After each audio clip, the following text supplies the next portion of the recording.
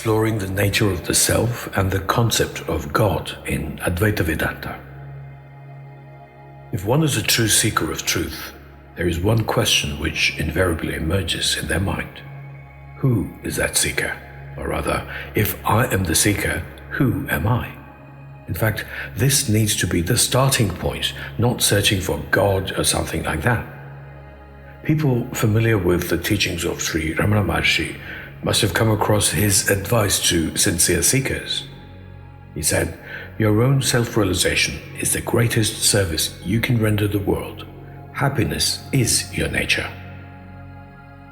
When we dive deeper into this inquiry, we realize that the I is not merely our physical body or anything that can be defined or perceived.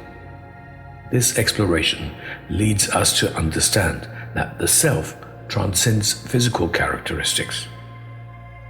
It cannot be confined with the four states of matter: solid, liquid, gas, or plasma.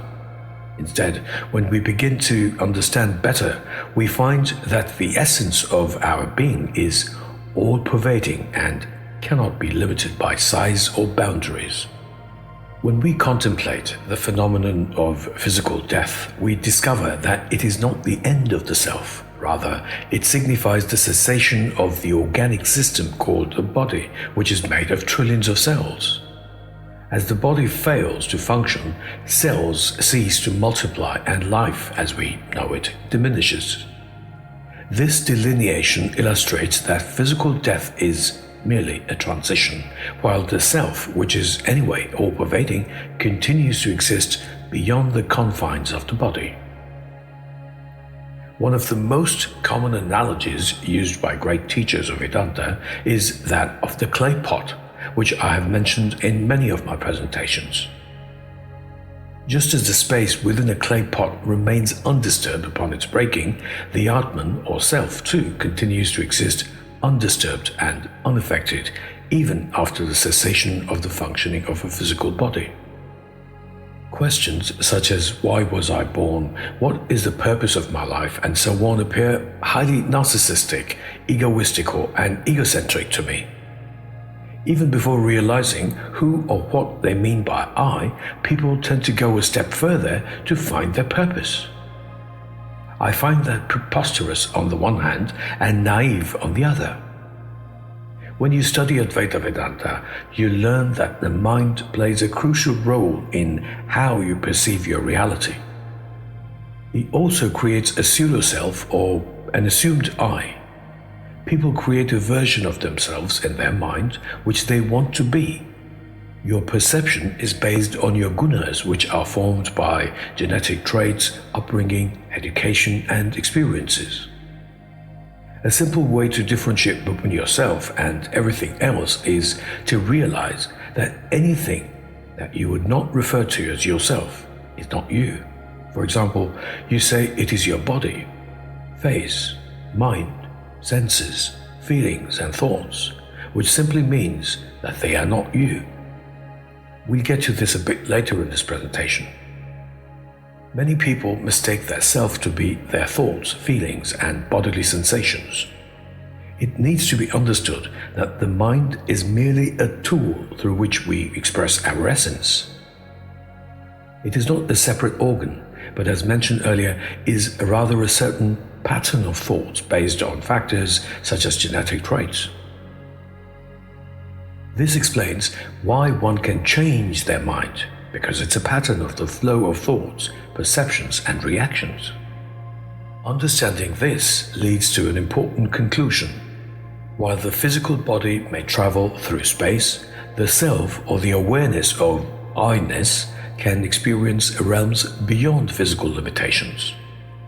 Our consciousness can traverse distances in an instant unbound by the physical world.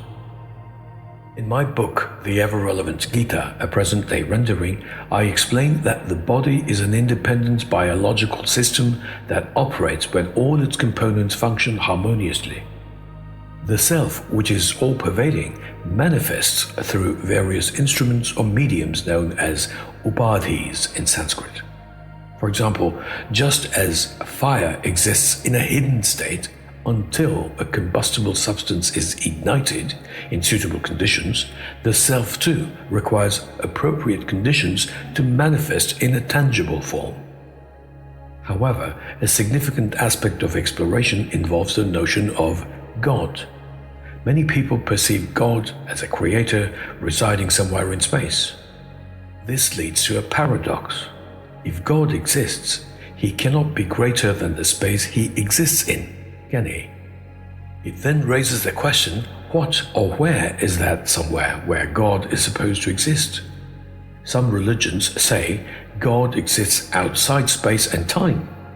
Neil deGrasse Tyson, an American astrophysicist, author, and science communicator, once quipped, "Isn't that the definition of something that does not exist?"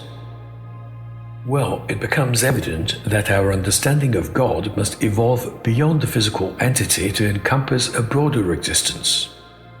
In Vedanta, we differentiate between two types of space: Chidakasha, mental space, and Mahakasha, physical space. Being aware of space is consciousness itself. Advaita Vedanta fundamentally revolves around the concepts of existence and consciousness, with everything else stemming from these principles. Whatever one perceives exists in existence or space in which everything exists. The act of perception involves visualizing the object in the mind, which is the mental space. It can be deduced that even thinking of the entire universe occurs in the mind, and therefore one can comfortably say that the perception of any object, however big or small, or even the whole of existence, happens in the sky of the mind, or Chidakasha. This also includes perceiving Ishvara, or a deity, in the mind. If you can perceive something, it naturally becomes an object, while you remain the subject. Remember, anything you visualize or perceive as an object cannot possess the three main features of Brahman, which are Sarvata, all-encompassing, Sarvada, eternal, and Sarvatra, or all-pervading. It is because if you can perceive something, it is not you, hence not all-pervading, hence not Brahman, and hence not Krishna. An essential issue that critical thinkers need to analyze and understand is the act of prayer, which has its roots in duality.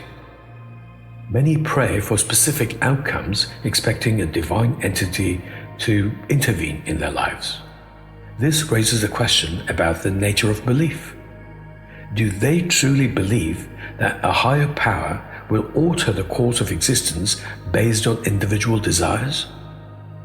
Such an expectation may inadvertently perpetuate a sense of dependency rather than encourage personal agency and responsibility. Teaching children to believe in an imaginary being can limit their cognitive growth, fostering a mindset that diminishes their innate capacity for critical thinking and self-determination. Historical contexts, such as the restrictions imposed by the Church in Europe, demonstrate how such beliefs can inhibit progress.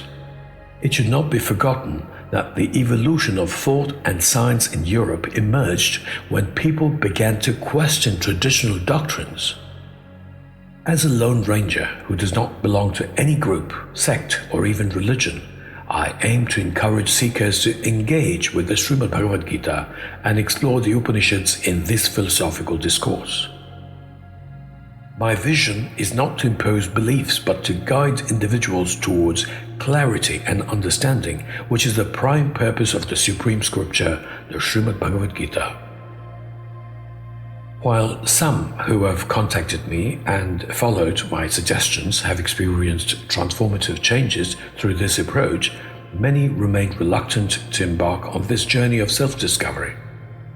The reasons could be fear due to previous indoctrination, a lack of desire to seek truth, or simply laziness, as believing something or merely attending speeches by religious teachers is easier than taxing one's mind with study and research. To revitalize interest in these teachings, I propose that seekers first immerse themselves in the Srimad Bhagavad Gita. I offer my easy-to-understand books, audiobooks, and videos on the subject, which also include some important Upanishads. This foundation will empower them to engage meaningfully in discussions and reflections. Ultimately, a true seeker's goal is to transcend the limitations imposed by traditional beliefs and inspire a direct understanding of the self.